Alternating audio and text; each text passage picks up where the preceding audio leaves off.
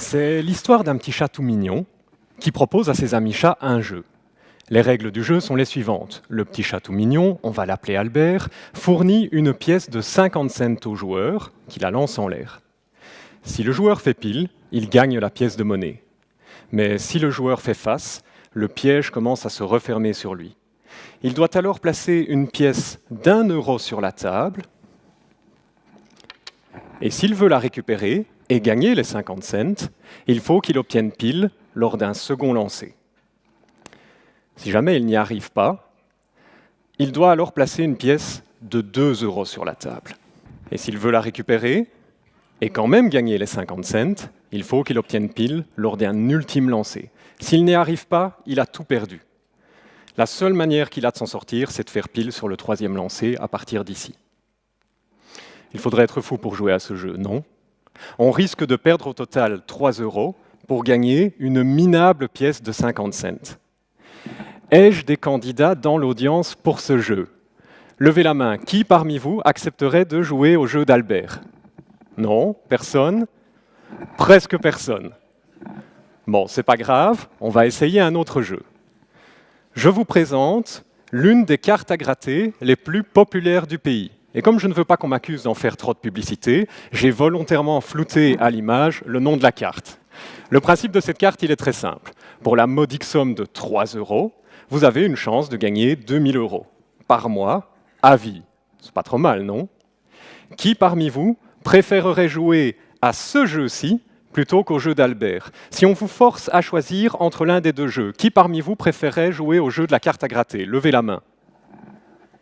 Et là, on a beaucoup plus de gens, presque tout le monde. Votre choix, il a été guidé par quelque chose de très simple. Dans les deux jeux, on risque au pire de perdre la somme de 3 €. Mais dans le cas du jeu de la carte à gratter, ce que l'on peut potentiellement gagner fait rêver. Tandis que Albert, avec sa petite pièce de 50 cents, il ne fait pas vraiment rêver. Je veux dire, si je gagne au jeu d'Albert, je n'ai même pas assez pour m'acheter une canette au distributeur local. Pourtant, si votre but, c'est l'enrichissement personnel au travers des jeux de hasard, c'est bien au jeu d'Albert qu'il aurait fallu jouer. Pas tellement parce que la probabilité de perdre à son jeu n'est que de 1/8, c'est la probabilité de faire 3 faces d'affilée. Ce n'est pas vraiment ça la raison pour laquelle il faut jouer au jeu d'Albert, mais bien parce que le bilan mathématique du jeu est positif. Les statisticiens appellent ce bilan l'espérance du jeu. Comment ça marche est assez simple. Il suffit de prendre chaque probabilité et de la multiplier par le gain correspondant, positif ou négatif, et d'additionner tous les résultats, ce qui nous donne plus 0,0625 €. En stats, il existe un truc très puissant qui s'appelle la loi des grands nombres. En une phrase, ce que la loi des grands nombres nous dit est ceci. Si vous jouez un très grand nombre de fois à un jeu de hasard, votre gain à chaque partie pourra être approximé par l'espérance du jeu. En clair, si je joue 1000 fois au jeu d'Albert, je suis garanti par la loi des grands nombres de me retrouver avec environ 1000 fois l'espérance, c'est-à-dire plus de 62 €. Et l'espérance de la carte à gratter alors? Si on regarde le dos de la carte, et qu'on agrandit la partie inférieure de la carte, on voit qu'il y a une chance sur 1 million de gagner 2000 € par mois à vie. Mais il y a aussi 15 chances de gagner le montant fixe de 2500 €. Il y a 50 chances de gagner 250 € et il y a même une chance sur 10 de gagner 6 €.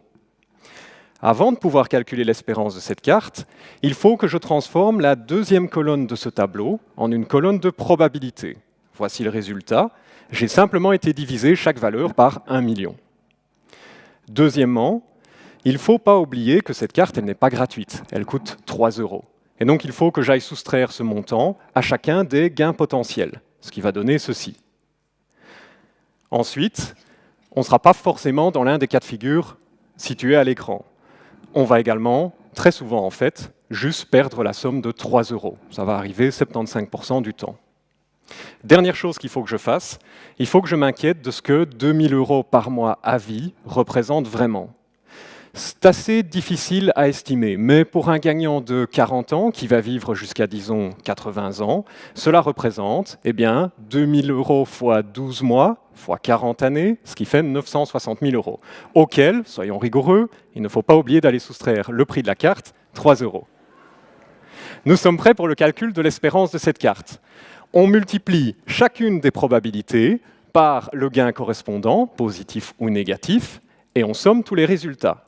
Voici ce que ça donne, moins 78 cents.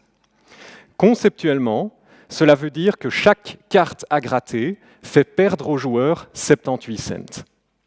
On peut même calculer que pour un lot d'1 million de cartes, cela correspondra à une perte cumulée pour tous les joueurs de 780 000 euros. Mais avant de déchirer avec rage la carte et de vous dire « je le savais, ce sont tous des pourris », j'aimerais vous inviter à réfléchir au-delà de ces nombres. Il faut savoir qu'en Belgique, le profit généré par cette carte en particulier est presque entièrement reversé pour des projets culturels, sportifs, scientifiques et même humanitaires.